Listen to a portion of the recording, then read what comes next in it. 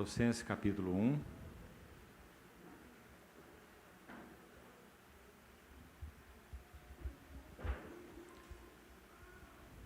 verso 18.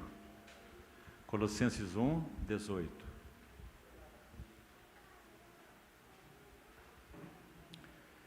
Ele é a cabeça do corpo, da igreja. Ele é o princípio, o primogênito de entre os mortos, para em todas as coisas ter a primazia. Para em todas as coisas ter a primazia. Vamos a um texto no Evangelho de João, capítulo 1.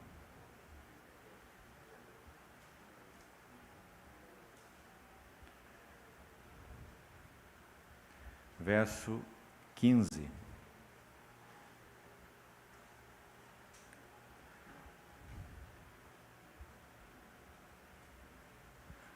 João testemunha. Esse João é o João chamado Batista.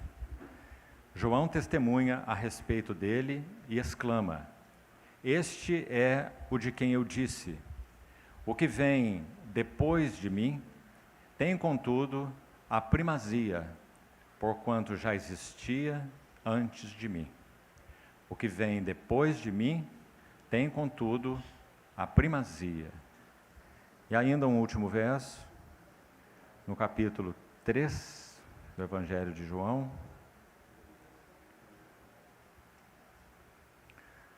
verso 25. Ora, entre os discípulos de João e um judeu, suscitou-se uma contenda com respeito à purificação. E foram ter com João e lhe disseram: Mestre, aquele que estava contigo além do Jordão, do qual tens dado testemunho. Preste atenção nessa frase. Do qual tens dado testemunho. Está batizando, e todos lhe saem ao encontro. Respondeu João: O homem não pode receber coisa alguma se do céu não lhe for dada. Vós mesmos sois testemunhas de que eu vos disse: Eu não sou o Cristo, mas fui enviado como seu precursor. O que tem a noiva é o noivo. O amigo do noivo que está presente o ouve.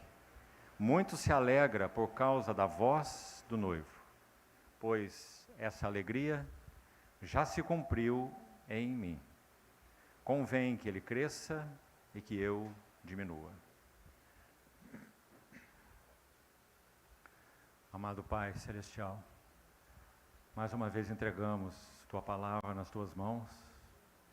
Te pedimos a continuidade do exercício de Tua bondade, Tua misericórdia sobre nós, abrindo nossos olhos, para que pelo Espírito Santo possamos ver algo mais da beleza, da glória do Teu Filho, o nosso Redentor, o Senhor Jesus. Assim oramos nesse precioso nome. Amém. Irmãos, esse tema da primazia de Cristo, ele é o tema por excelência das Escrituras. Você se lembra que quando nosso Senhor ressuscitado caminhava com aqueles discípulos abatidos, aqueles 2 de Emaús, e seguiam a jornada de Jerusalém para Emaús, é dito no relato de Lucas, capítulo 24, que o Senhor discorria com eles a respeito das Escrituras. E naquela maravilhosa gentileza do Senhor, quando se põe ao lado deles, ressurreto, é uma das aparições maravilhosas do nosso Senhor Jesus, ele pergunta a eles gentilmente sobre o que eles vêm conversando pelo caminho. Essa foi a pergunta que o Senhor fez a eles, a esses abatidos discípulos de Emaús, deprimidos, desesperançados, porque essas são as palavras deles para esse homem que está ao lado deles, que eles não reconhecem que é o próprio Jesus, ressurreto.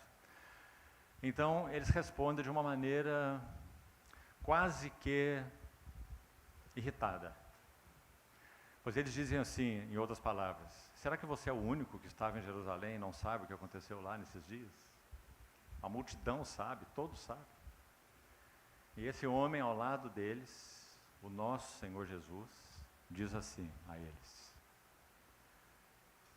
quais eventos ocorreram lá? Após a pergunta deles: você não sabe quais eventos ocorreram em Jerusalém? E ele pergunta: quais? Aí eles dizem: aquilo que diz respeito a Jesus, o Nazareno. Nós esperávamos que ele fosse aquele que traria a redenção para Israel. E dizem aí mais algumas coisas, e ao final eles dizem assim: mas já é este o terceiro dia. Isso mostra a total desesperança deles. Aí esse homem diz assim a eles: ó nécios e tardos de coração, para compreender tudo o que as Escrituras disseram. E essa frase queremos destacar aqui: tudo o que as Escrituras disseram. E aí o texto continua assim, Lucas 24. E, começando pela lei, e se valendo dos salmos, e mais à frente ainda no capítulo 24, cita também os profetas. Então nós temos aí todo o Velho Testamento, a lei, os profetas e os salmos. A lei, os livros, o Deuteronômio, os 5 livros, os profetas, os 17 livros e os salmos. Salmos aí não se refere apenas ao livro dos salmos, se refere aos livros poéticos, então temos mais 5 aí. Todo o Velho Testamento. Então discorria com eles tudo o que a respeito dele constava em todas as Escrituras. Ou seja, as Escrituras só têm um tema. E o tema das Escrituras, de Gênesis a Apocalipse, é o Filho de Deus. Por quê? Este é o meu Filho amado. E nele eu tenho todo o meu contentamento. Meus amados irmãos, quando o céu se abriu para esse homem durante o seu batismo, pense no que aconteceu. Desde que o caminho para a árvore da vida foi fechado por aqueles querubins que flamejavam a sua espada, para que o homem não entrasse, após expulso, não entrasse e comesse da árvore da vida, o Senhor os veste com aquelas vestes típicas da redenção. Um animal foi imolado, foram vestidos com aquelas vestes preparadas por Deus, já que as suas próprias vestes de folhas de figueira não foram suficientes para restaurar a consciência boa e adequada para a comunhão com Deus. Quando o Senhor se apresenta ao jardim e diz: Adão, onde está? Ele vai dizer: eu tive medo, o que antes não havia, antes do pecado. Eu tive medo e me escondi. Estava lá atrás do arbusto. E ele acrescenta uma frase aí, nessa resposta dele, depois que o Senhor pergunta: onde estás? Ele diz: porque eu estava nu, eu me escondi. Agora, leia as Escrituras com cuidado. Ele não estava nu.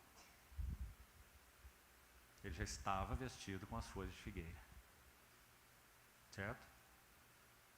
Então por que ele disse que estava nu? Porque no que concerne a adequação para a comunhão com o Deus que é luz e santo, sim, ele estava nu. Ele tinha pecado. Ele tinha uma interrupção, uma barreira para uma livre e doce comunhão com Deus na viração do dia no jardim. Porque essa era a experiência do jardim. Mas agora ele diz: eu estava nu e me escondi. Mas examine o texto e você vai ver. As suas folhas, aquelas vestes de folhas de figueira que foram feitas, representam muito claramente, na tipologia, a providência de justiça própria para nos apresentarmos diante de Deus. Folhas de figueira, justiça própria. Um homem não é justificado por obras da lei, porque pela lei vem o pleno conhecimento do pecado. Paulo vai nos ensinar em Romanos. Então ele não tinha condições espirituais de ter comunhão com Deus. Ele estava nu. Depois que ele foi colocado para fora do jardim, Deus sempre buscou um homem segundo o seu coração. Sem dúvida, houveram alguns que puderam responder na medida deles ao que Deus buscava. Pense num José e a sua biografia. Pense em um Daniel, um jovem até a avançada idade que nunca se corrompeu com nada. E teve aquela visão tão maravilhosa das 70 semanas, do propósito de Deus ligado ao seu povo, e mais do que isso. Pense sobre Isaías, pense sobre Davi, que foi chamado o homem segundo o coração de Deus. Mas uma coisa é fato, irmãos. Todos eles eram maculados. Todos eram pecadores. Todos, sem exceção. Então, quando o verbo Filho de Deus, ele assume natureza humana. O que isso significa? O Filho de Deus é eterno. Pai eterno, Filho eterno, Espírito eterno. Esse Filho eterno, na encarnação, ele se apossa ou se apropria, se reveste de uma natureza que ele nunca antes possuiu. Uma natureza que ele próprio criou, porque ele é o Criador. Sem ele, nada do que foi feito se fez. Então, quando o verbo se apropria de natureza humana, o que isso significa? Irmãos, são fundamentos da nossa fé, para que vejamos algo mais a glória do nosso Salvador, nosso Senhor Jesus. Ele teria que se apropriar de uma natureza humana completa. Ele não poderia ser deficiente quanto à natureza humana. Ele teria que ter um espírito humano real. Por que dizemos isso? Porque já foi dito na história aí de 2000 anos que a igreja tem, de sugestões e então heresias, que diziam que o Espírito Santo substituiu o espírito humano de Jesus. E isso é uma heresia. Se ele tem natureza humana completa, se ele é homem com tudo que isso significa, ele tem o seu espírito humano. Assim como nós temos o nosso espírito humano. Ele tinha uma alma humana completa. A mente de Deus, o Pai, não substituiu a mente de Jesus. Isso é outra heresia. Ele tem mente humana, porque ele é homem. Ele tem vontade humana, ele tem que fazer escolhas. A vontade de Deus, para reforçar isso mais uma vez, não substituiu a vontade humana de Jesus. É tão claro nas Escrituras. No Getsemane, ele orou de maneira explícita. Não se faça a minha vontade. Ele tinha uma vontade. Ele disse, mas se faça a tua vontade. Então não há nenhuma vontade substituída aí. O Senhor Jesus submeteu completamente a vontade que ele tinha à vontade do seu Pai. E por isso ele foi obediente até a morte de cruz. E também os seus sentimentos não foram substituídos pelos sentimentos de Deus. Ele tinha os seus próprios sentimentos. Então, é isso que significa Hebreus 2,14. Assim como os filhos. No capítulo 1, Jesus é o Filho. Deus nos falou em um Filho. Hebreus 1. No capítulo 2, eis aqui estou e os filhos que Deus me deu. É uma chave para os dois primeiros capítulos de Hebreus. O capítulo 1 é o capítulo todinho do Filho. E o capítulo 2 é o capítulo dos filhos. Que linda relação. Filhos no Filho. Filhos por causa do Filho. Então é dito, visto que os filhos têm participação comum de carne e sangue. Quando a Bíblia usa essa expressão carne e sangue, ela se refere à natureza humana completa. Claro. Todos os que pertencem ao Senhor, todos os homens, enfim, eles têm participação comum de uma única natureza, que se chama natureza humana, que tem espírito humano, que tem alma humana e que tem corpo humano, real. Outra heresia dizia, esse Jesus de Nazaré, esse Cristo, ele é divino por excelência. E quando ele se manifestou em carne, aquela carne era uma dokesis, palavra que é usada no grego, de onde veio o nome daquela heresia antiga da história da igreja, docetismo. O docetismo dizia que ele tinha aparência humana, aparência sim, mas não era um homem real.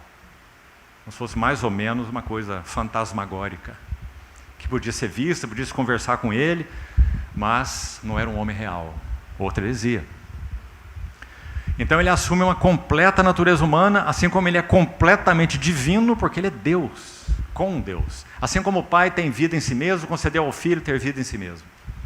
Então, quando esse homem entra no Jordão, para ser batizado, o que acontece, irmãos? Que cena única!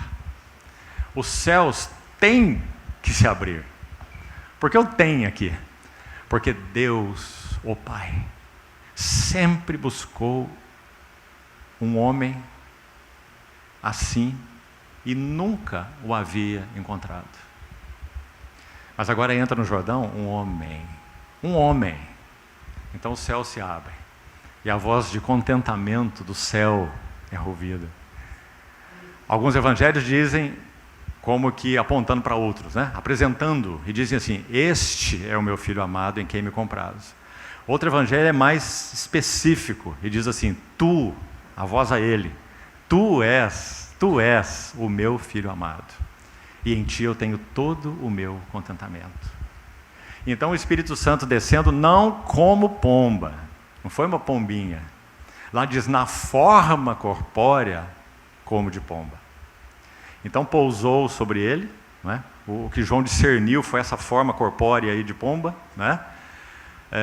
Representando o Espírito Santo, que desceu sobre ele, o próprio Espírito, né? E então, que cena que nós temos ali?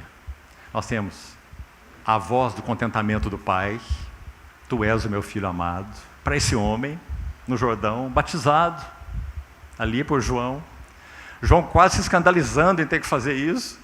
Eu é que preciso ser batizado por ti, e tu vens a mim. Que cena magnífica, meus amados irmãos. Esse é o homem que está no trono, que nós adoramos, a quem nos submetemos, que vai mostrar de novo seu rosto para essa criação decaída e vai restaurá-la. É o mesmo. Jesus Cristo é o mesmo. Hoje, ontem, o será para sempre.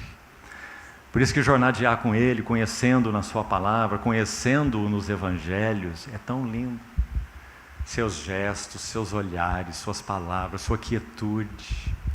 Assentado, por exemplo, na porta do templo em Jerusalém, Marcos 11, e vendo tudo que era feito ali, e observando atentamente, tudo, sem dizer nem uma só palavra. Ele é a palavra que não disse nem uma palavra sobre toda a corrupção que ele viu ali.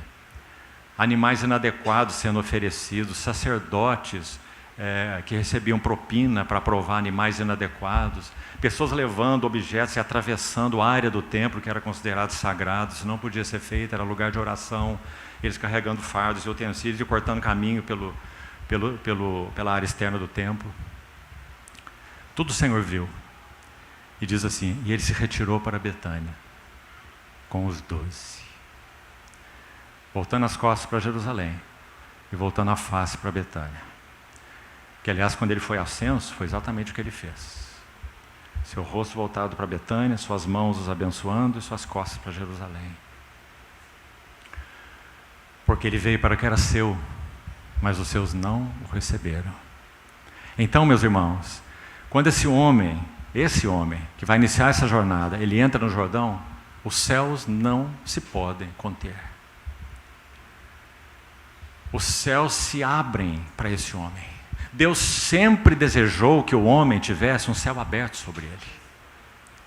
Mas os céus se fecharam sobre o homem. Por quê? Porque Deus é santo, santo, santo. A língua hebraica não tem superlativos. Quando o hebraico vai fazer superlativo, nós temos em português, não é? Supermercado. O hebraico não tem. Quando ele vai fazer superlativo, ele repete a palavra. Então o lugar santíssimo no tabernáculo é chamado de quê? Santo, santo, ou santo dos santos. Agora Deus não é nem mesmo chamado de santo, santo. Ele é chamado de santo, santo, santo. Na visão de Isaías, lembra? Os serafins que voavam com seu rosto coberto, com seus pés cobertos, não é? E clamavam uns aos outros, santo, santo, santo é o Senhor. Toda a terra está cheia da sua glória. Eles estão dizendo, é esse Deus, nós serafins, esse Deus diante de quem estamos, ele é hiperlativamente santo. Não há nada que se assemelhe a ele. Por isso que quando o verbo se faz carne, João tem que dizer assim, e o verbo se fez carne e pôs a sua morada entre nós. E essa morada é espírito humano, alma humana, corpo humano, natureza humana, homem de verdade. Pôs sua tenda entre nós, cheio de graça e de verdade. E aí aquela expressãozinha, irmão, e vimos. Ninguém nos contou, não é de segunda mão. Vimos a sua glória. E mais, glória como do unigênito. Nenhum homem foi gerado diretamente do Pai. Foi criado pelas mãos do próprio Filho. Ele é o Criador. Nele tudo subsiste. Ele é antes de todas as coisas. Sem Ele nada do que foi feito se fez. Mas nenhum homem é achado igual a Ele. Não tem uma palavra em português. Estou meditando sobre isso há tempos atrás. A palavra que me ocorreu, quero usar aqui para você, seria uma que não existe, certo? É um neologismo. Mas a palavra seria outralidade. Nesse aspecto, meus irmãos, nosso Jesus Cristo é totalmente outro, não é? Quando Gabriel se apresentou para Zacarias no templo, o nome Gabriel, muito lindo, significa Deus é poderoso. Quando ele se apresentou para Gabriel dizendo que a mulher dele, estéril, ia gerar um filho, e que seria o precursor do nosso Senhor, Zacarias pergunta assim, como isso acontecerá? Porque eu sou velho. Essa foi a expressão de Zacarias. Eu sou velho.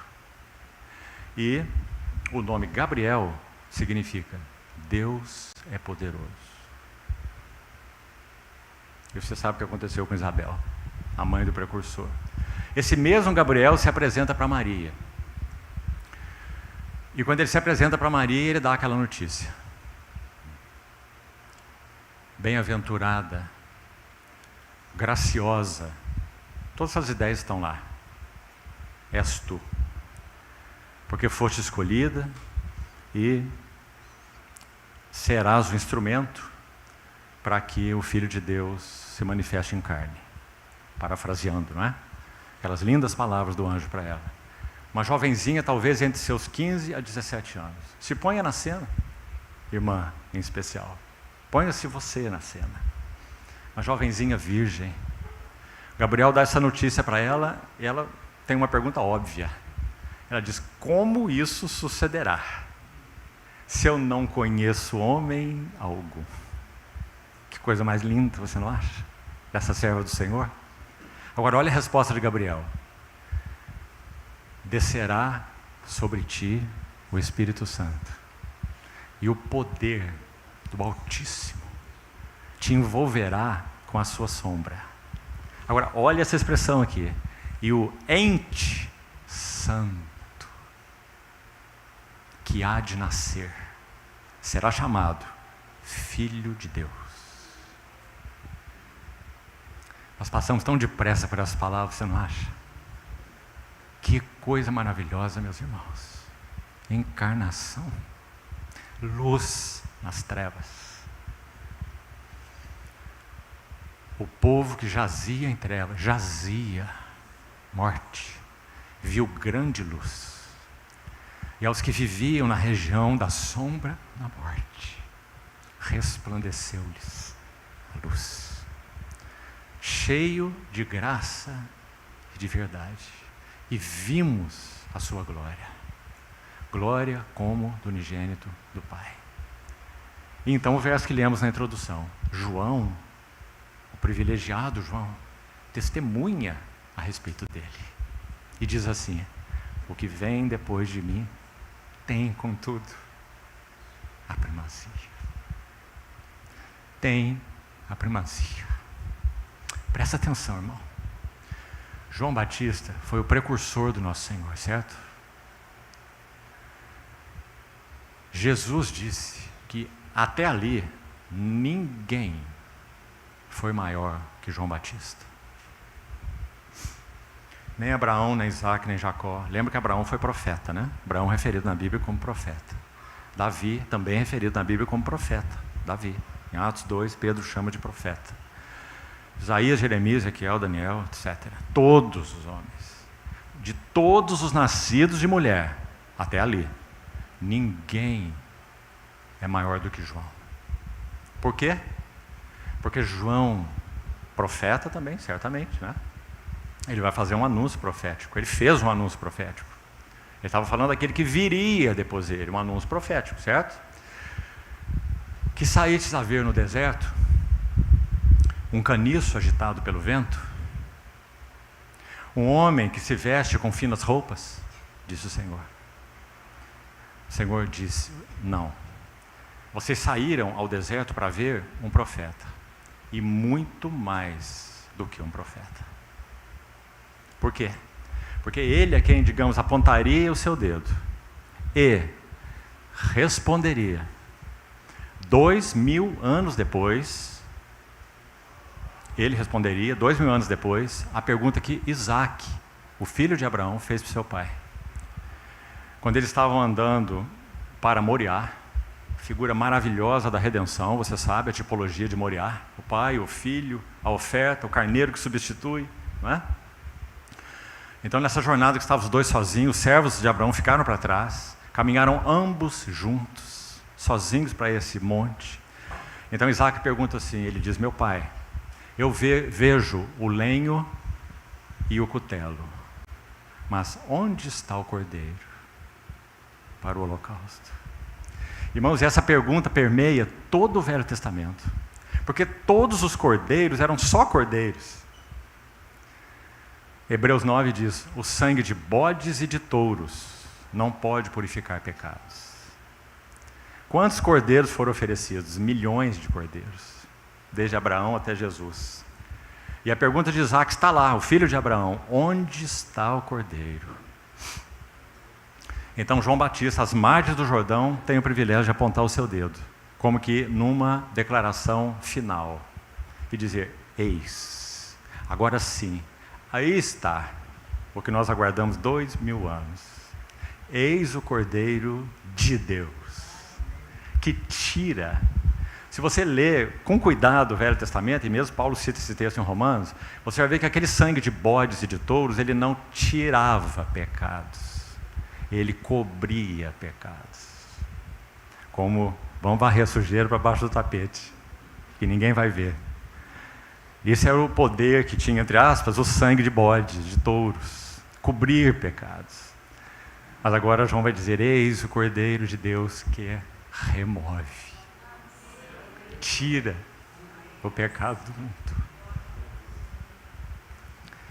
E meus irmãos, quando as duas mães se encontram, Isabel e Maria, João Batista, Isabel tinha 6 meses de gravidez. E o Senhor Jesus tinha acabado de ser gerado, o verbo, no ventre da Virgem, Maria. E elas se encontram. E nós temos outra cena deslumbrante. Porque a profecia que foi dita por Gabriel a Zacarias é que esse menino, ele seria cheio do Espírito Santo desde o ventre materno. Essa foi a palavra. Ele não beberá vinho, nem bebida forte, ele será cheio do Espírito Santo desde o ventre materno. João está lá, uma criancinha com 6 meses, na barriga de sua mãe. Maria fica sabendo que Isabel está grávida, ela corre para aquela região, para visitar Isabel, sua parenta. E quando as duas se encontram, e Maria saúda Isabel, então Isabel diz assim, de onde vem, porque recebo essa graça tão maravilhosa de receber a visita da mãe do meu Redentor. Quando as duas se encontram, Isabel vai dizer assim, por quê? Porque quando eu ouvi a voz da tua saudação, Isabel diz, a criança se estremeceu de alegria no meu ventre. Bom, irmão, só uma sugestão. Não quero especular aqui não, mas quero compartilhar com você. Me parece que foi nesse momento que João Batista, com 6 meses, no ventre da sua mamãe, ele foi cheio com o Espírito Santo, desde o ventre materno. o precursor no ventre de Isabel encontrou o Redentor no ventre de Maria, quando os dois nem eram nascidos. Digamos, foi o primeiro encontro do precursor com seu Redentor. Que cena mais maravilhosa. Então, tudo que esse precursor tem a fazer na vida foi o que ele disse no capítulo 1 e no capítulo 3 desse Evangelho. O que vem depois de mim tem, contudo, a primazia, porque ele já era antes de mim. Que maravilhoso, não é? E no capítulo 3, que nós já lemos também, os discípulos de João Batista estão enciumados. E João Batista, o próprio nome que foi cunhado a ele, né, embora não esteja assim na Bíblia, né, João ou Batista, mas ele é o batizador, tá certo? Ele é o que batiza com água para arrependimento e anuncia: arrependei-vos porque está próximo o reino dos céus. Então ele é o batizador. Muitos discípulos. Ele é um tremendo profeta. Ele é um trovão no deserto. Irmãos, ele é um trovão que fazia fariseu tremer. É só você ler a história dele, não é? Não era um profeta qualquer. Chamava fariseu de raça de víboras. Produzir frutos dignos de arrependimento, então venham a mim, porque eu não vou batizar hipócritas. Assim era João. Então, esse João, quando recebe notícia dos seus discípulos, que se referem a ele como mestre, você viu no capítulo 3 aí? O texto que lemos, eles dizem para João, seus discípulos: mestre,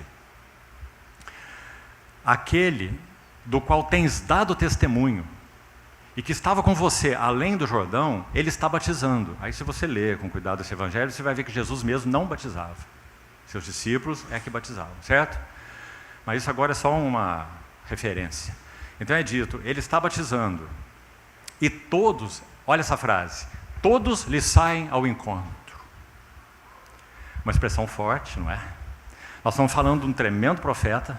Nós estamos falando de alguém cheio do Espírito Santo desde o ventre materno. Nós estamos falando de alguém a quem as pessoas acorriam a ele em multidões. Agora seus discípulos estão dizendo: tem um competidor do outro lado do Jordão, que está fazendo mais discípulos que você, porque todos lhe saem ao encontro. Ah, meus amados irmãos, que desafio, você não acha? Aí qual foi a resposta de João? Linda, e se aplica em diversas esferas. Essa resposta é: o homem não pode receber coisa alguma, se do céu não lhe for dada.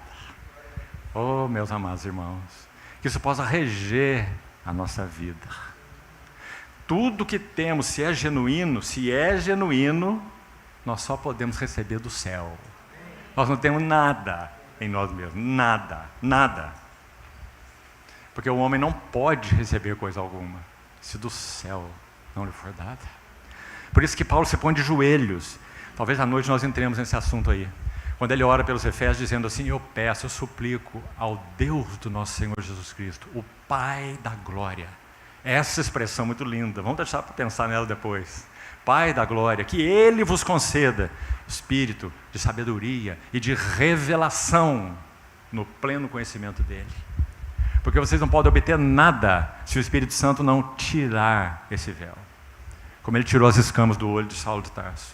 E aliás é Saulo que está orando aí em Efésios capítulo 1.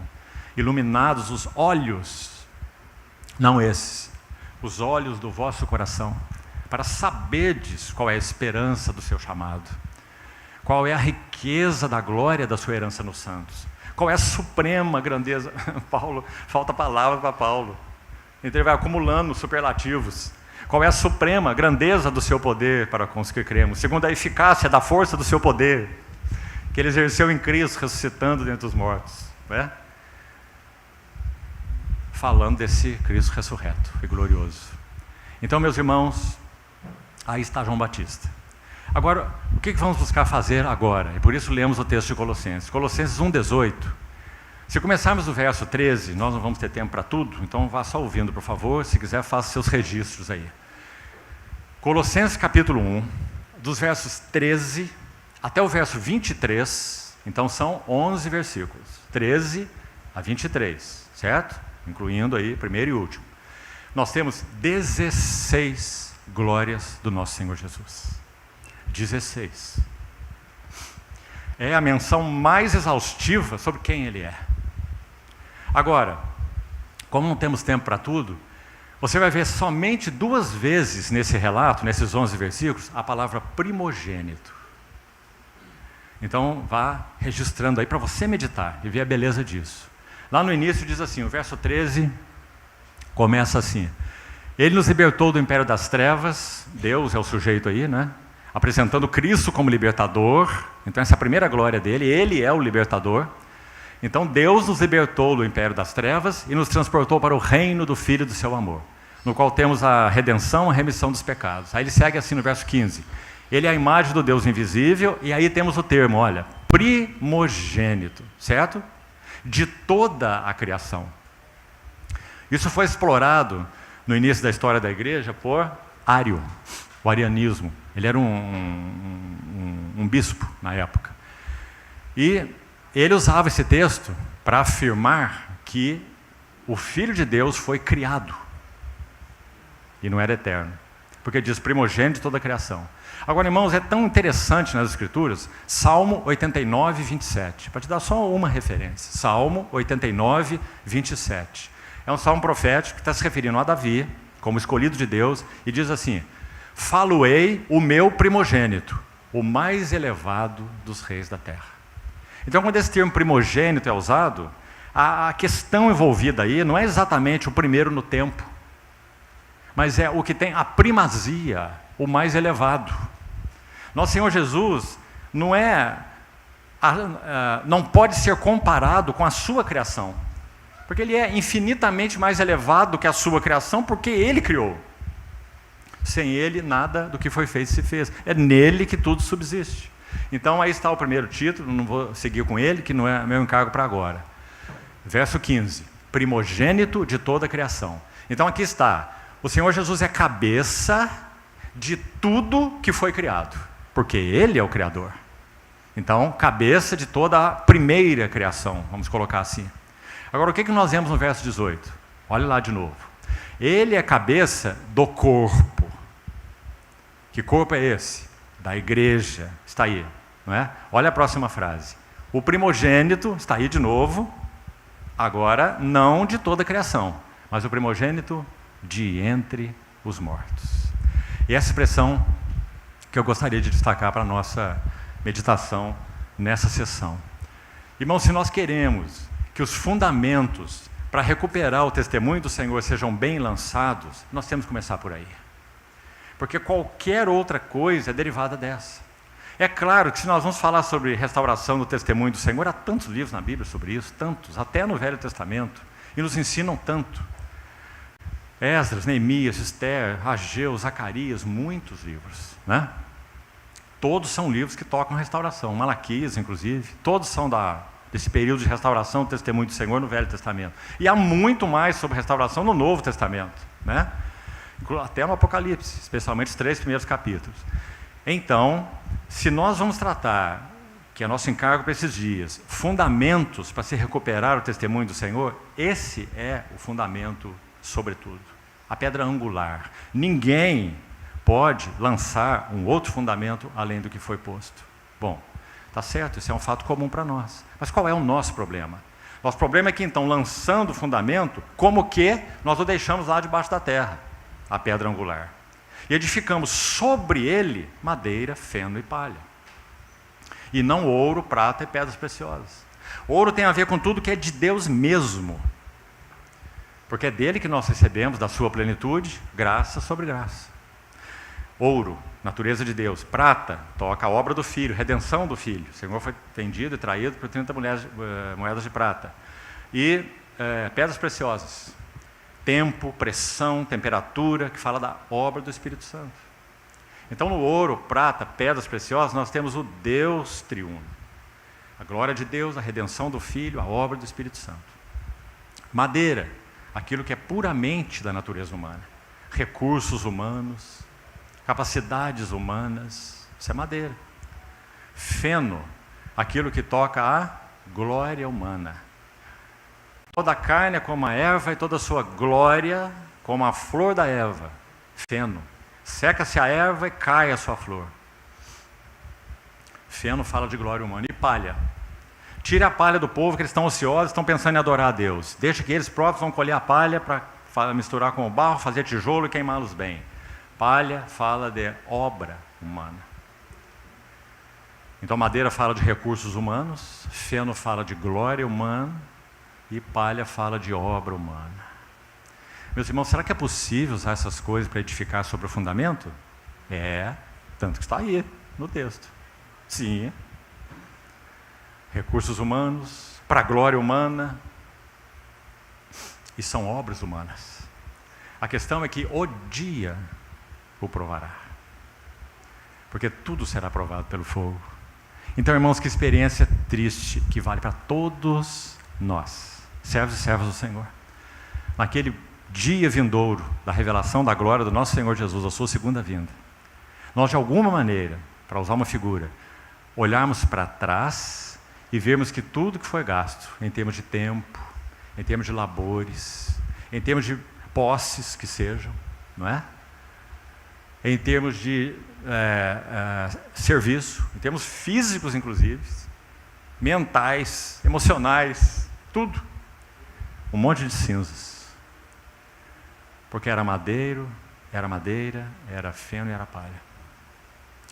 Por outro lado, irmãos, a presença do fogo junto ao ouro, junto à prata e junto a pedras preciosas, no caso do ouro e da prata em especial, não os danificam, pelo contrário, os apuram. Eu me lembro, quando meu pai trabalhava com fundição, ele tinha um fole, não sei se mais novos aqui nem sabem o que é isso, um fole de pé. Então ele ficava tocando aquele fole para bombar o ar, né? Para alimentar o maçarico. Então acendia o maçarico e ficava bombando o ar aqui e o maçarico aceso, né? E havia um cadinho de porcelana e nesse cadinho era colocado uma peça de prata que ia se usar para a fundição de uma restauração odontológica. Então, quando aquela prata era fundida, o maçarico se aproximava habilmente da prata. Não podia ser fogo excessivo e não podia ser fogo insuficiente. Então a mão que dosa tem que ser uma mão perita. Então, quando aquele maçarico chegava na prata, eu era uma criança e via aquilo deslumbrado. Porque a peça dura de prata, bruta, que foi colocada ali, ela começava então a se desmanchar, se aglutinava por causa da grande densidade da prata, fazia uma bolinha, e sobre aquela bolinha começavam a dançar as impurezas escuras. Dançando, literalmente, uma dança sobre a prata. Então o fogo era chegado e afastado, e então aquela bolinha que estava opaca, porque estava coberta por essas impurezas, que dançavam na prata, com o chegar e afastar do maçarico, as impurezas eram queimadas, elas sumiam, a prata que até esse ponto estava opaca, obscura, embora já fundida, ela ia se tornando brilhante como um espelho. Um espelho. Então lá está o fundidor fazendo o seu trabalho. E ele vai fazer esse trabalho até quando? Até quando ele puder ver o seu rosto na bolinha de prata. Esse é o trabalho que o fundidor de Deus, o Espírito Santo, está fazendo nas nossas vidas. Ele não irá cessar. Às vezes ele aproxima mais o maçarico. Nós falamos, Senhor, está tão quente esse ambiente. Paulo vai dizer assim, lutas por fora, temores por dentro. E algo que pesa em mim diariamente, a preocupação com todas as igrejas. Quem é que se escandalize, se afaste, se desvie, que eu não me inflame. Oh, meus irmãos, esse homem não tinha trégua, você não acha? Quando estava preso, sabe o que ele fala?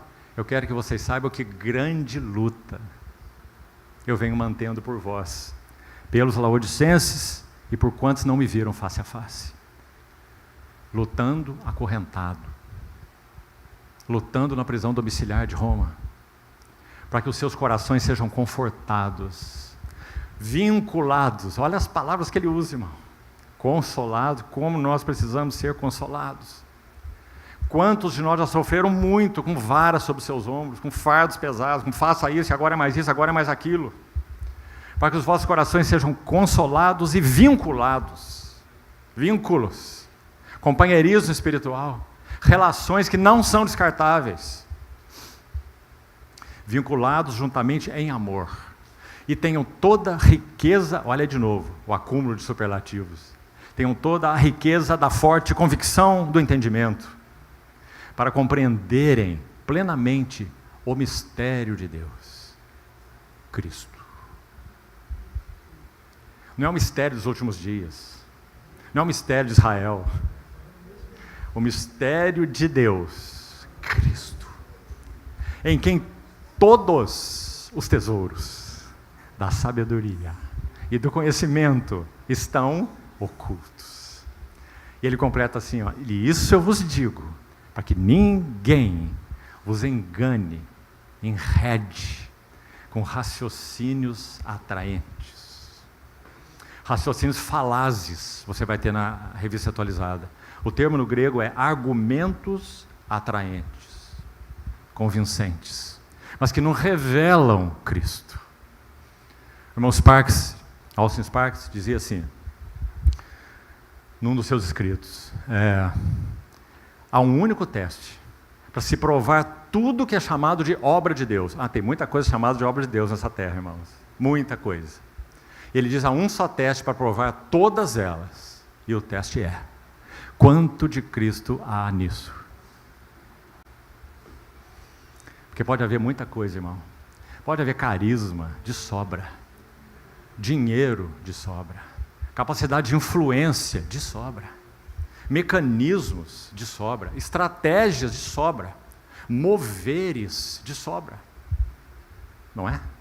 Uma hora é assim, outra hora é do outro jeito, outra hora tem que fazer assim, o cântico é assim, o louvor é assim, quem sabe o local branco não está bom, o local tem que passar uma tinta preta em tudo, enfim, moveres e mais moveres. E tudo em nome de Deus, em nome da obra de Deus. Vamos acomodar essa geração, nós não podemos atrair essa geração se nós não tivermos uma mínima identidade com essa geração. Então, vamos trabalhar no nosso corpo, vamos mudar nossas vestes, vamos nos adequar à tribo. O teste, repetindo, o teste da genuína obra de Deus é, quanto há de Cristo nisso?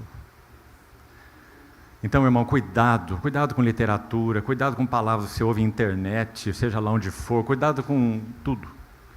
Porque a pergunta tem que ser feita, quanto há de Cristo? Por quê? Para em todas as coisas ter a primazia. Foi isso o que Deus designou. Por quê? Porque Ele é quem é. Este é meu Filho amado, e nele, só nele, eu tenho todo o meu contentamento. Se nós formos olhar para nós e o amor que Deus tem por nós, e tem inclusive para os que ainda não pertencem a Ele, pelos pecadores, sabe como é que nós temos que ver isso? Pelos pecadores primeiro. Jesus Cristo foi enviado como Cordeiro de Deus para ser propiciação pelos nossos pecados, então já falamos dos nossos, né? Mas não somente pelos nossos, mas ainda pelos do mundo inteiro. Porque Ele deseja que nenhum homem se perca, senão que todos cheguem ao arrependimento. Não é? Então é por causa de Cristo que o amor de Deus é derramado para pecadores e para santos. É por isso que Paulo em Efésios 1 vai dizer que nós fomos aceitos por Ele no amado. É onde nós estamos. Essa é uma das coisas mais lindas do Novo Testamento. Quando Deus, o Santo, Santo, Santo, Ele olha para nós, Ele nos vê dentro de uma habitação, que é o seu Filho, Cristo. Nele nós estamos. Se Paulo estivesse vivo aqui hoje, graças a Deus nós temos suas epístolas, e nós pudéssemos perguntar para ele assim, Paulo, como você definiria, em uma frasezinha, o que é ser um cristão? Você não tenha dúvida do que ele ia te dizer, porque está escrito na epístola dele. Ele definiria um cristão assim, é um homem em Cristo. 2 Coríntios 12, conheço um homem em Cristo, que foi arrebatado até o terceiro céu, e ouviu coisas inefáveis. Nós éramos um homem, ou uma mulher, não é homem no sentido geral da palavra, nós éramos um homem sem Cristo. Agora nós somos um homem em Cristo. Aquele que ouviu do céu e do Pai, Tu és o meu amado. e nele o Pai tem muitos amados. Mas ele nunca perderá a primazia, porque aprouve a Deus que nele residisse toda a plenitude. Agora precisamos pensar devagar nesses termos que nós estamos citando aqui. É muito apressado só citá-los. Então vamos fazer uma coisa aqui juntos. Capítulo 1 de João, Evangelho de João, vamos lá fazer isso com mais ligeireza.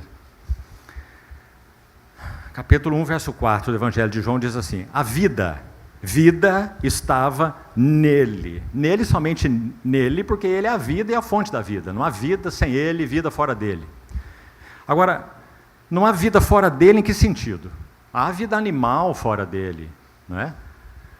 Que tipo de vida que só há nele? Então a palavra usada aqui, na língua grega, é a famosa palavra zoe. Agora, zoe, irmãos, na Bíblia, não aponta diretamente, me ouça com atenção, diretamente para a vida divina. Porque até mesmo no livro de Apocalipse, se você quiser depois te mostro, essa zoe é usada quando se refere à vida de animais. Porque literalmente a palavra zoe fala da vitalidade essencial. Entendeu a diferença? Então as coisas criadas aí, que têm vida, né? Não as que não têm vida, as pedras e rochas, mas as coisas criadas, elas têm uma vitalidade essencial, por isso são seres vivos, certo? Uma planta, um ser vivo. Então ela tem um zoe, ela tem uma vitalidade essencial. Mas, claro, quando a palavra zoe é aplicada a Deus, ou a Cristo, ou ao Espírito, não é?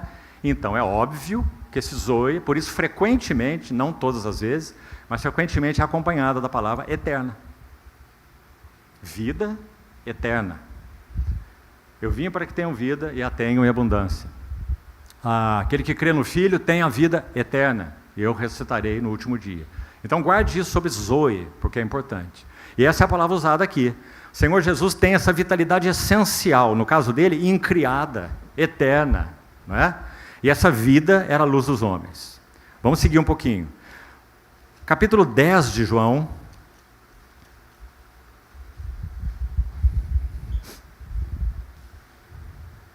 O Senhor nos conceda graça para vermos isso aqui delicadamente. Olha o que é dito no capítulo 10 de João, verso 17. Talvez você já tenha lido esse versículo muitas vezes, mas preste atenção.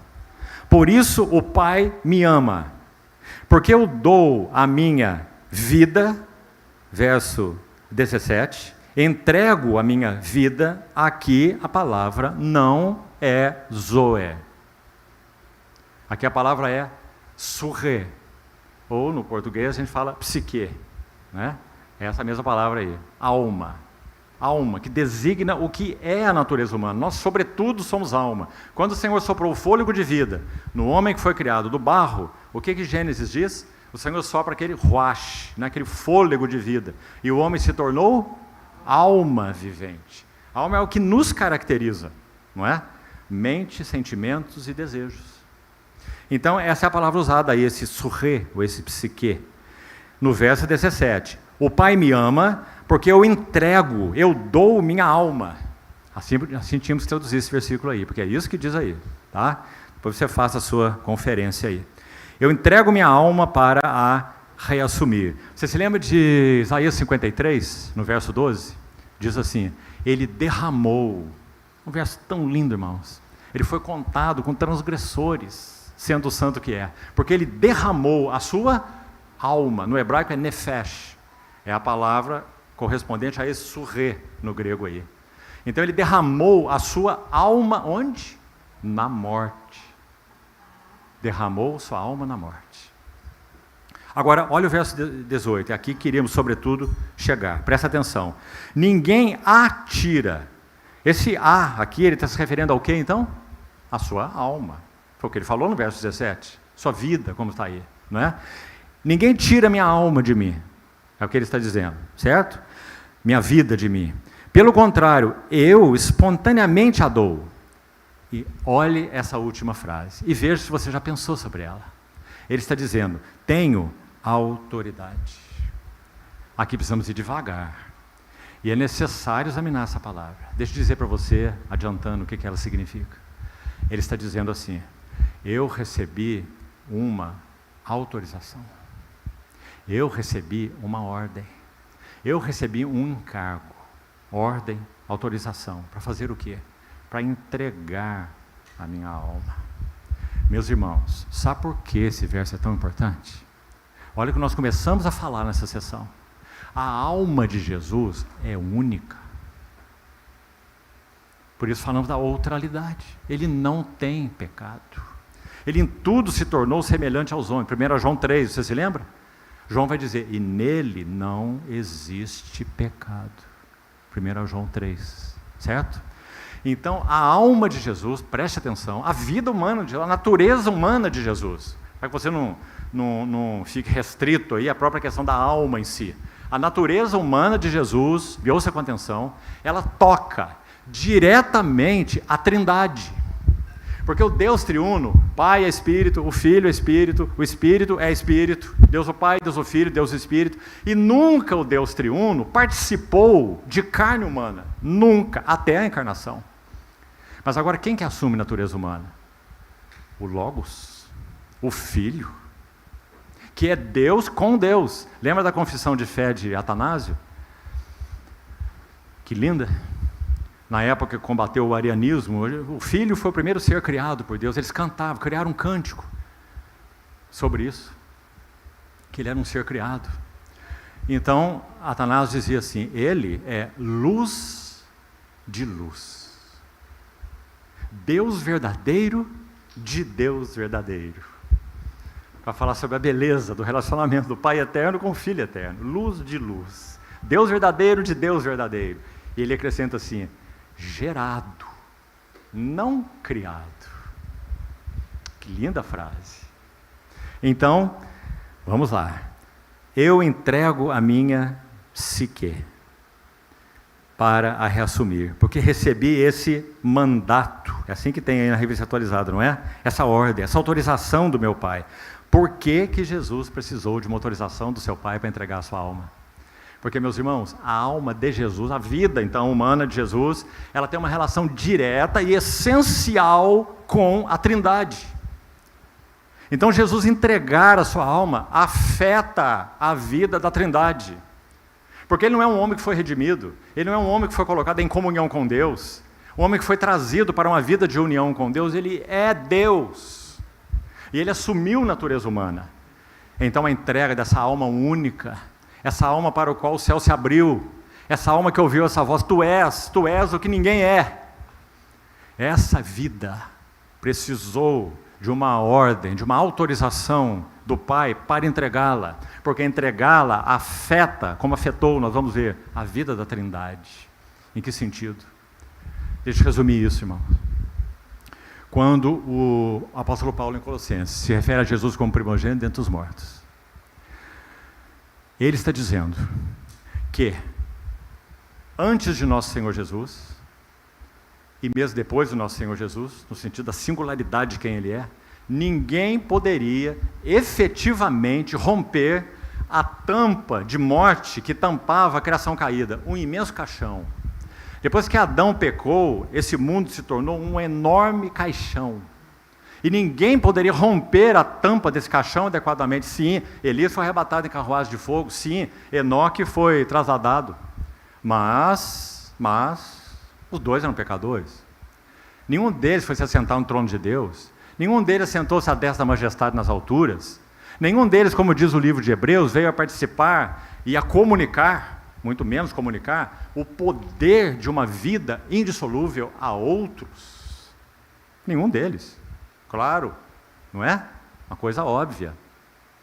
Agora, quando o Senhor Jesus ressuscita dos mortos, irmãos, Ele arromba a tampa desse caixão, onde todos os homens estavam. Ele eleva a natureza humana, que é dele. E aí vamos lembrar a frase de irmãos do passado outra vez para nos ajudar. Estamos falando lá do início da história da igreja, quando eles deram a vida para que essas verdades benditas não fossem perdidas, senão o evangelho seria perdido, irmão. O evangelho ia se corromper, ia ser adulterado, se isso fosse perdido. Você compreende isso? Nenhum de nós aqui teria sã doutrina nenhuma. Nós teríamos uma confusão, uma mistura. Entende, irmão? Quanto isso é importante? Eles morreram por essas verdades, chamados pais da igreja. Então, olha o que um deles disse. Aqui de novo foi Atanásio, mais uma vez. E tiveram outros irmãos que serviram de uma maneira estupenda. Os de Nazianzo, Gregório de Nissa, Gregório de Nazianzo, um outro Gregório ainda, Eusébio, tantos deles, não é? Inácio de Antioquia. Então, Atanásio disse assim, olha, ouça bem, as duas naturezas do Redentor, a divina e a humana, porque é isso que ele tem, as duas plenas, plenamente divino e plenamente humano, as duas naturezas nessa personalidade, elas não se fundem e nem se confundem, mas elas caminham juntas, sem se misturarem. Parece um detalhe técnico, né? Será que isso é importante quando pensamos sobre o nosso Salvador? Irmão, é tão importante. Porque se a natureza divina se mistura com a natureza humana, nós temos uma terceira pessoa, concorda? É um mestiço de Deus com o homem. Claro, foram misturadas. Agora Jesus tem uma única personalidade. Então é uma pessoa, mas duas naturezas que caminham paralelamente. Isso é maravilhoso. Bom, quando ele então assume natureza humana, que foi dada a ele, no ventre da Virgem, obra do Espírito Santo, conclusão, nunca mais ele poderá abrir mão e descartar a sua natureza humana.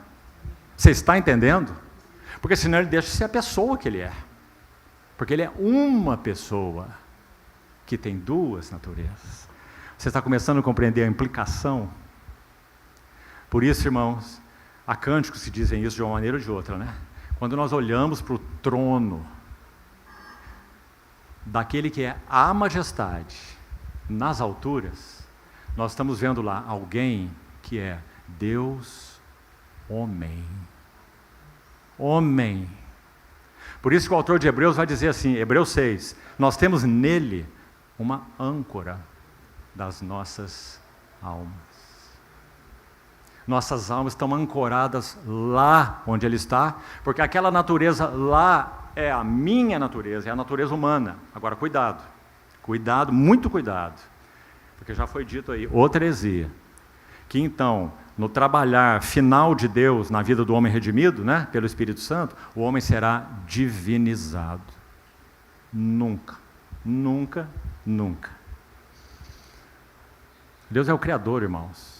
Inexaurível. Como é que uma criatura pode se tornar divina? Impossível. Não é? Então, quando, na pessoa de Jesus, o Verbo, ele assume natureza humana, repetindo, a sua morte afetaria a Trindade. Porque quando olhamos para o Deus triuno hoje, Deus o Pai, Deus o Filho, Deus o Espírito Santo, e o Filho tem natureza humana indivisível. Sempre presente nele. Acho que você já ouviu falar sobre George Campbell Morgan, não já? Ele foi chamado de o príncipe dos pregadores expositivos. Campbell Morgan, você devia ler coisas dele. Já tem algumas obras em português maravilhosas. Ele diz assim, o Redentor que nós veremos no trono é aquele que João escreveu em Apocalipse 5. Eu vi no meio do trono um como cordeiro recentemente imolado. Por que João se preocupou em escrever exatamente isso? Campbell Morgan vai dizer assim, essa frase é lúcida e evidente, que está dizendo que esse que ressurreto se apresentou aos seus discípulos dizendo, vejam as minhas mãos, olha isso, irmão, vejam o meu lado, vejam os meus pés. Aí ele profere aquela frase linda, né? Sou eu mesmo. Eu mesmo. O divino humano sou eu mesmo. Eu acho que eles ficaram meio assim, não é? É lindo o relato de Lucas. E aí o nosso Senhor, conhecendo-os, diz o que para eles? Tens aí alguma coisa para comer? Porque homem come, né? Mas o espírito não come. Então, é dito que eles tinham um pedaço de peixe assado e um favo de mel. Ofereceram para ele. E aí tem aquela outra frase. E ele comeu na presença deles. E disse o quê? Um espírito não tem, olha isso, irmão, Um espírito, antes, é isso que ele era. Espírito pessoal, não é espírito amorfo, uma coisa nebulosa, e ele é o Filho eterno, mas ele é espírito, certo? Mas agora o Verbo se fez carne. Então ele vai dizer, um espírito não tem carne, nem ossos. Ele ser tocado, ele foi perfurado. Um espírito não tem carne nem ossos, como vedes que eu tenho. Então você acha que isso afetou ou não afetou a vida da Trindade? Claro. Claro, esse homem, essa natureza humana nele, essa pessoa divina humana, ele é participante do Deus triuno. Como antes, nesse aspecto da carne, da natureza humana, não era, porque ele não tinha. Então, por isso esse verso é tão sublime, meus irmãos. Talvez os irmãos já tenham memorizado esse verso, né? Fale ele para você todo dia, irmão. Todo dia. E o verbo. Cada palavra é linda. Sabe esse ezinho no grego é o termo kai. Esse termo não significa só e. Ele significa também além disso. Porque lá no início do capítulo 1, ele já disse assim, no princípio era o verbo. E, olha o kai aí de novo. E o verbo estava com Deus e o verbo era Deus. Né? Agora, se você ler o verso 14... Então, use o Kai com o outro sentido que ele também tem. Aliás, se estivesse assim nas nossas Bíblias, seria muito bom. Use-o além disso. Então, além disso, além dele ser o Verbo, que estava com Deus, que é Deus, que criou todas as coisas, que sem ele nada que foi feito se fez, além disso, o Verbo se fez carne e habitou no meio de nós, cheio de graça e de verdade, e vimos a sua glória. O que temos visto, contemplamos com os nossos olhos, nossas mãos apalparam, com respeito ao verbo da vida, e a vida se manifestou. E nós a temos visto, e dela damos testemunho a Zoe, a vida eterna, que antes estava só com o Pai, comunhão eterna do Deus Trino. Né? O que teólogos medievais chamaram de pericoreses, a dança da Trindade. Então, a vida se manifestou, e nós a temos visto, e dela damos testemunho. E aí ele vai dizer assim, irmão. E aí que eu queria chegar. Ele vai dizer assim, essas coisas vos escrevemos. Não é para que vocês possam elucubrar e tentar descobrir como é que isso é. Isso é um mistério, irmãos, inescrutável. Você pode explicar para mim? Você não pode. Não é? Nós só ficamos assombrados com o fato maravilhoso. Uma pessoa, duas naturezas. Não é uma mistura delas, duas naturezas. E assumindo a natureza humana, ela é sempre dele. Ele sempre será visto assim. Então, Campbell Morgan dizia, esse Redentor que veremos no trono é aquele que tem as marcas da redenção. Por isso João vai dizer, eu vi no meio do trono um cordeiro como que recentemente imolado. Graças a Deus, irmãos. Esse é o nosso Senhor Jesus. Paulo, quando fala da vinda dele aos Tessalonicenses, ele diz assim, ouvida a voz do arcanjo e ressoada a trombeta de Deus, 1 Tessalonicenses 4, o mesmo Senhor descerá dos céus. O mesmo que pisou nessa terra, o mesmo que comeu com eles, o mesmo que foi perfurado, o mesmo que foi rasgado pela lança, o mesmo Senhor descerá dos céus. O que você acha, irmão? Quando você tiver condições naquele dia de olhar para essa face, hein? Sabe o que vai acontecer? Apocalipse 4. Digno és de tomar o livro. Isso a voz anterior, né?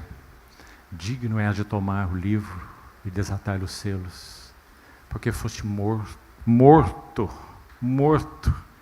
Deus, homem santo, nada a ver com morte, nada a ver com pecado, isso é nosso, não é dele, mas foste morto, e com teu sangue compraste para Deus. E aquelas hostes ao redor do trono, né? Dizendo basicamente a mesma coisa. com praça de tribo, língua, povo e nação. E para o nosso Deus os constituístes, reino e sacerdotes. Então, meus irmãos, esse fundamento para a recuperação do testemunho do Senhor é o fundamento. Quanto mais nós tivermos olhos iluminados para ver mais das belezas infindáveis do nosso Senhor Jesus, mais o testemunho do Senhor será evidente entre nós.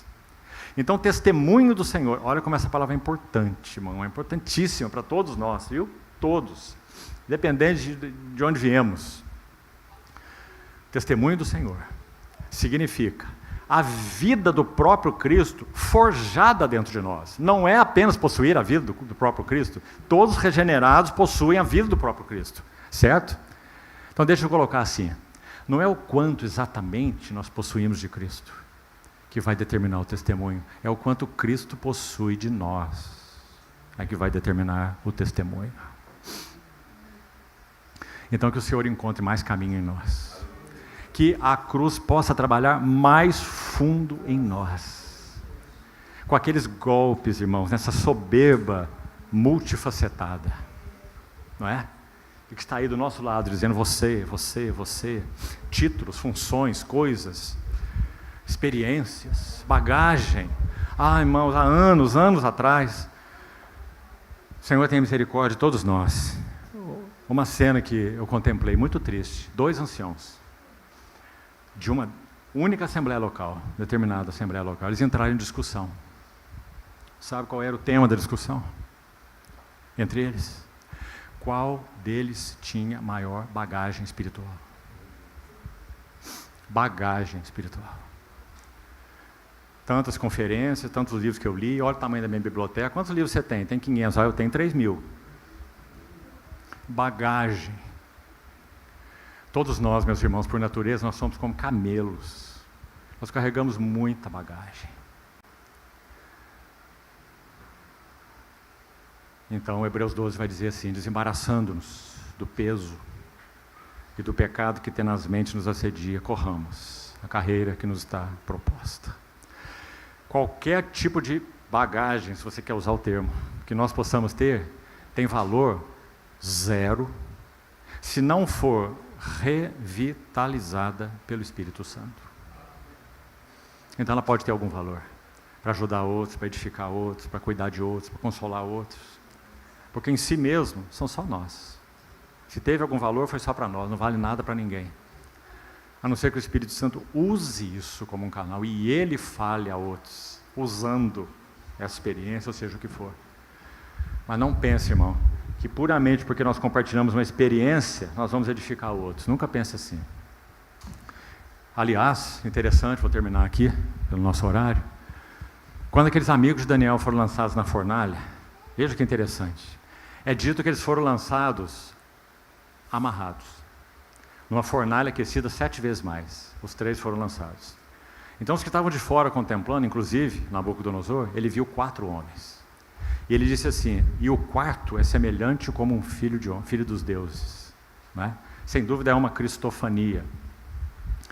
E quando aqueles homens foram retirados de lá, ou seja, tiveram uma experiência profunda de provação, profunda de fogo. Quantos de nós conhecemos isso? Perdas profundas, dores profundas, sejam emocionais, sejam sociais, sejam relacionais. Não é? Lá está, fornalha 7 vezes. E os 3 lançados lá, porque eles disseram, nós não nos curvaremos diante da estátua. Quando eles foram tirados de lá, isso aqui que mais nos interessa para concluirmos, olha o que é dito. As roupas não tinham nem cheiro de fumaça. Quem chegasse perto deles, não ia dizer assim, você é aquele que foi chamuscado. Você é aquele que passou aquela experiência. Entende, irmão? Nós tendemos tanto, irmãos, a nos firmar sobre nossas experiências e acharmos que elas nos tornam maiores que os outros, porque tivemos determinadas experiências. Aquela experiência foi deles. E quando eles saíram de lá, a roupa não tinha cheiro. Mas tem mais uma coisa linda. Eles foram lançados naquela fornalha amarrados. Então aquele fogo ardente, 7 vezes aquecido, para fritá-los, para matá-los, só teve um poder: queimar as amarras. Todas as experiências, as mais intensas, que o Senhor nos permitir viver, porque nós somos dele, só terão um objetivo: libertar-nos, queimar amarras, amarra eu, amarra a carne, amarra recursos próprios, amarra soberbas, amarras. Os homens saíram livres e limpos. Bendito seja o nosso Senhor. Nenhum fogo, por mais ardente que seja, poderá tocar os seus santos. De novo, só tocarão amarras, porque nos prende. Só. Nós temos uma filhinha, irmãos, a mais nova, morou em Berlim durante alguns anos, e ela experimentou uma gravidez com um bebê com síndrome de Edwards, no cromossomo 18. E essa síndrome provoca uma deformidade absoluta no feto, de órgãos internos, de coração, de cérebro, é gravíssima.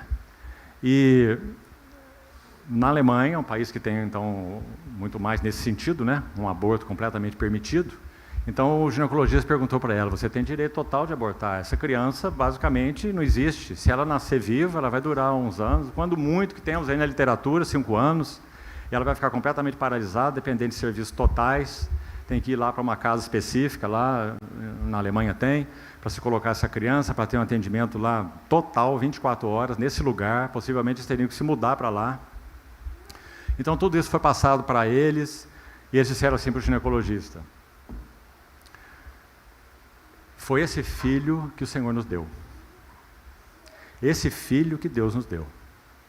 Então, o que será dele, o que o Senhor fará com ele, isso é com o Senhor, nosso Deus. Então essa gravidez foi vivida até o fim. Quis colocar isso, irmãos, estou tendo liberdade de colocar isso pela quantidade de jovens que estão aqui. E talvez de mamãezinhas que estão aqui. A gravidez foi basicamente completa, 8 meses e pouco. No nascimento, a criança partiu. Quando ela viveu esse momento da geração dessa criança, nós estávamos na pandemia. Então, tudo estava fechado. Nós não pudemos ir para lá, acompanhá-la. E parece que nós que somos pais, conhecemos frequentemente o que significa as dores mais profundas de filhos. Nós preferimos 1000 vezes que fosse em nós, do que nos filhos. Muito mais numa menina, com muito menos de 30 anos de idade, 26 anos, se não me engano, na época, vivendo essa experiência sozinha, naquele país, e com todos os aeroportos fechados, e nós aqui. Então, algumas coisas o Senhor comunicou de um modo muito claro, para ela e para nós. E não tenho tempo para falar disso tudo. E o que eu quero realçar é isso aqui. Tiago, capítulo 1, diz assim: toda boa dádiva e todo dom perfeito vem lá do alto, do Pai das luzes, em quem não há variação e nem sombra de mudança. O que isso significa? Que o Pai Celestial sabe o que faz, que o Pai Celestial cuida, que o Pai Celestial não perde um segundo de vista aqueles que Ele redimiu. Nós é que podemos perdê-lo de vista. Ele nunca nos perde de vista. Pai das luzes, dom perfeito. Nós podíamos pensar: dom perfeito? Como? Uma criança com uma síndrome? Sim. Todo dom perfeito é lá do alto. Perfeito para que nós o recebamos. Perfeito para que sejamos transformados. Perfeito para que conheçamos a Deus. Me lembro há muitos anos, recordando isso com alguns irmãos, muitos anos atrás, nós estávamos construindo uma casa para nós. Então a minha esposa encontrou uma frase em um livro e bordou com ponto de cruz num quadrinho e colocou na cozinha da casa.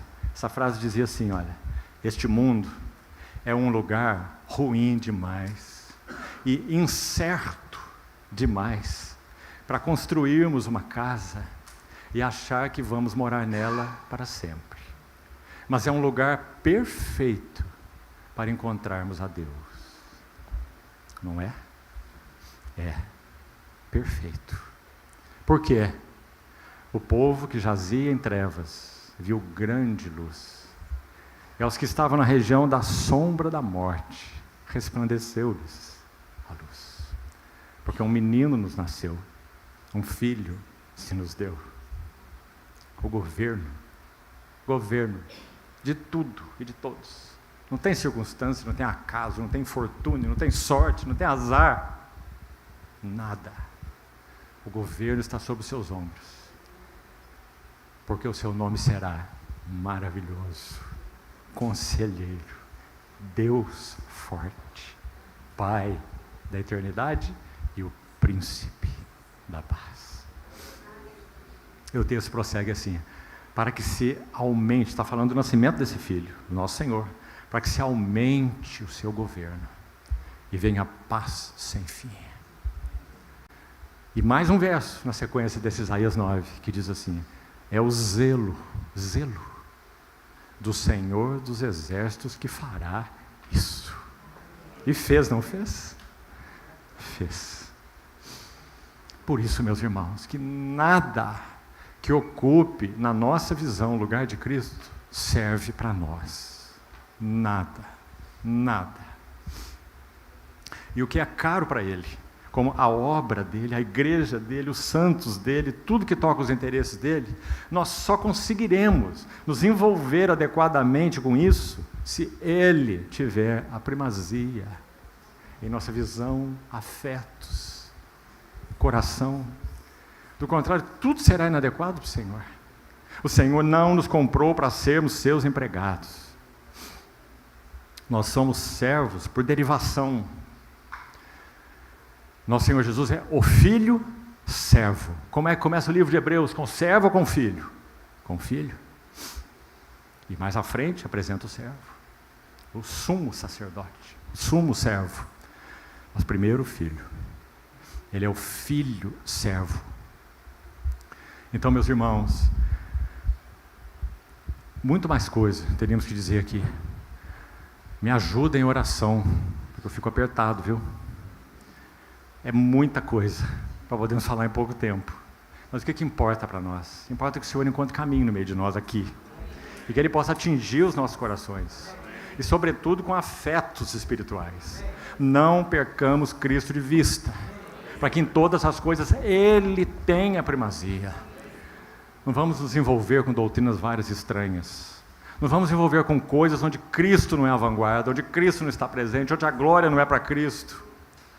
Que o Senhor nos ajude, irmãos, porque nós temos pouco tempo mais para podermos caminhar de modo genuíno, bom, saudável, digno do nosso Senhor. Porque o que nós queremos? Nós queremos ouvir naquele dia o quê? Irmãos, nosso copo é desse tamanho.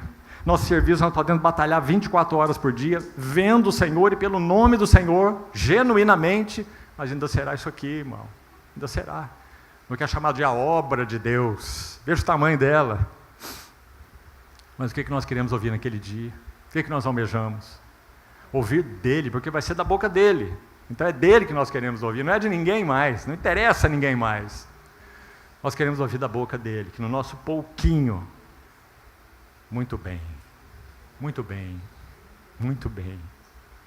Servo bom, fiel.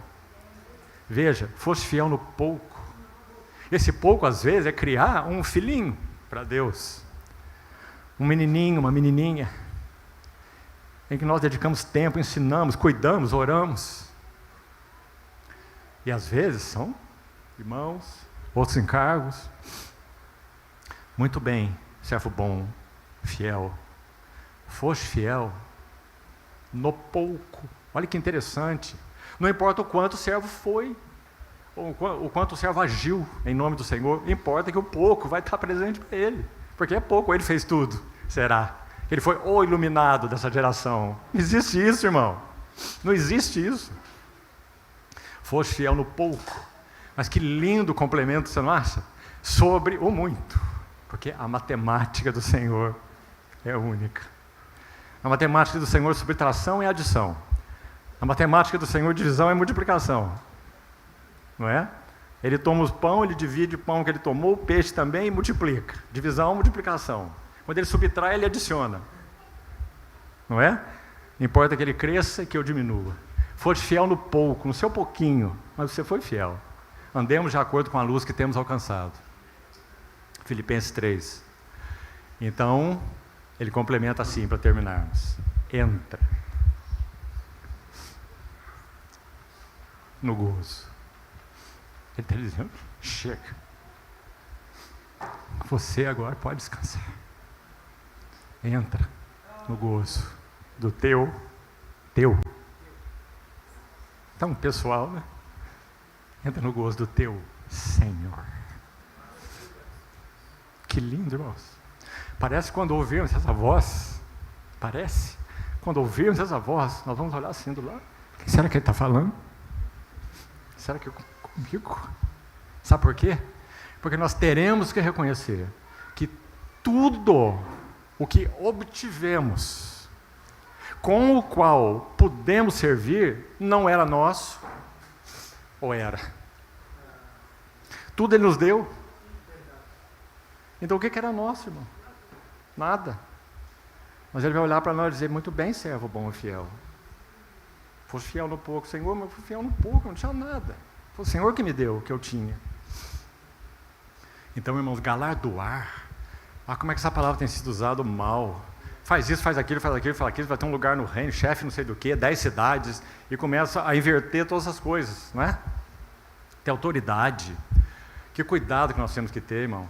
Que cuidado. Porque o que vai determinar o nosso grau de glória, já que Paulo ensina em Coríntios 15 que haverá diferenças de glória. A Nova Jerusalém tem 12 fundamentos, eu não estou lá, nem você. Os 12 apóstolos estão. Eles são os 12 fundamentos. Claro que isso é uma figura, né, irmão? Claro, você não vai ver Pedro como uma coluna lá, né? Mas eles são os fundamentos, nós entendemos. Mas nós não estamos entre os 12 apóstolos, certo? Então, os graus de glória serão diferentes. Mas o que vai determinar isso? Vou tentar terminar mais uma vez com uma frase, para você pensar. Para você levar para casa. E é a seguinte, olha. O nosso progresso espiritual, não é medido pelo quanto recebemos. É medido pelo quanto renunciamos. É assim. Nós podemos receber muito do Senhor. Quem de vocês aqui podia levantar e podia dizer, não tenho recebido nada do Senhor? O Senhor não tem falado comigo. Acho que ninguém. Temos recebido muito do Senhor. Mas a questão é, o quanto esse receber gera renunciar. Porque aquele que não renuncia a tudo quanto tem, não pode ser meu discípulo. Então é a renúncia que vai determinar o nosso progresso. Do contrário, o Senhor Jesus estaria criando um bando de intelectualistas. Eu sou o mestre, vocês são os meus alunos, então absorva os meus ensinos. Discipulado a Cristo não é isso, não é? Então que o Senhor nos ajude, irmãos. Estamos renunciando honras? Estamos renunciando glórias? Estamos renunciando... Paulo em 1 Coríntios 4 fala assim, quando perseguidos, suportamos, renunciando direitos. Quando perseguidos, suportamos. Quando caluniados, renunciando honra. Quando caluniados, buscamos conciliação. Quando injuriados, bendizemos, abençoamos. Aí ele vai dizer, é por isso que até agora, nós os apóstolos, temos sido considerados um lixo do mundo e uma escória de todos. Esse texto nos marca profundamente, não é? Nós somos discípulos do Cordeiro que foi morto. Estamos dispostos a renunciar a direitos, honra e glória? que Ele, em primeiro lugar, renunciou? Estamos dispostos a ter uma tarja em nós escrito assim, olha, lixo do mundo, escória de todos. Porque não amamos, não buscamos, não queremos tudo que o mundo ama, busca e quer. E dá sua vida para isso. Irmãos, nós temos que ser honestos diante do Senhor e permitir que Ele nos sonde. Para que nós possamos ir a mais diante do Senhor. Que Ele nos ajude nisso. Precisamos terminar aqui então. Vamos orar. Senhor, obrigado mais uma vez por Tua bondade tão imensa, profunda para conosco, seres tão necessitados. Ajuda-nos, Senhor, a guardar Tuas palavras no nosso coração e as levarmos em meditação aos Teus pés. Corrige-nos, Senhor, alinha-nos, ajusta-nos, mas também alenta-nos, Senhor, encoraja-nos, Senhor, porque nada poderá nos separar do Teu amor. Somos Teus, Tu nos compraste. Entregamos nossas vidas a Ti, Senhor, e Te pedimos realmente que nós diminuamos e o Senhor cresça. Cristo seja formado em nós. Assim oramos, agradecidos, no Teu precioso nome. Amém.